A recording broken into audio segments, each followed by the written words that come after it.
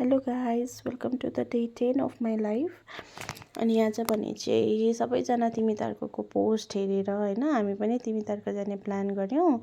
अनि हामी दिदीहरूसँग दिदीको स्टाफहरूसँग चाहिँ म पनि तिमीतार्कोतर्फ लागेँ। त्यहाँ पुगिसकेपछि यस्तो हेरेको त यति डरलाग्दो भिड होइन, मान्छेहरू, खाने जग्गा थिएन, नाचिरहेको, गीत गाउने गीत गाइरहेको, ड्रिङ्क्स गर्ने गरिरहेको, फोटो खिच्ने फोटोसुट्सहरू एकदम भइरहेको थियो होइन। कोरियन ड्रेसहरू पनि थिएछ त्यहाँनिर चाहिँ, तर हामीले चाहिँ लगाएनौँ।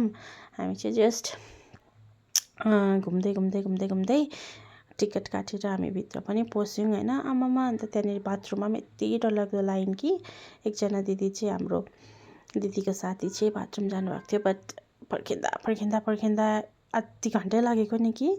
अनि भित्र पस्यौँ, भित्र पसेर पनि एक दुईवटा फोटो खिचेर दिदीले चाहिँ भिडियोहरू बनाउन थाल्यो। अनि म चाहिँ जस्ट सर्ट क्लिप्सहरू खिच्दै होइन हजुरहरूलाई देखाउनुको लागि। अनि भिडियोहरू खिच्दै बसेँ। अनि त्यस्तो खासै पनि थिएन, केही खानुको लागि पनि एकदम भिड होइन। अर्डर गरेको 1 घन्टामा मात्रै आउने, र हामीले त्यही राबङ्लामै केही खाने भनेर चाहिँ हामी हिँड्यौँ त्यहाँबाट राबङ्लातर्फ होइन। यस्तो डरलाग्दो जाडो भइरहेको थियो। अनि मैले चाहिँ ज्याकेटको टोपी लगाएर जाडो थाम्नु खोजेको, तर जाडो थामिएन। By by.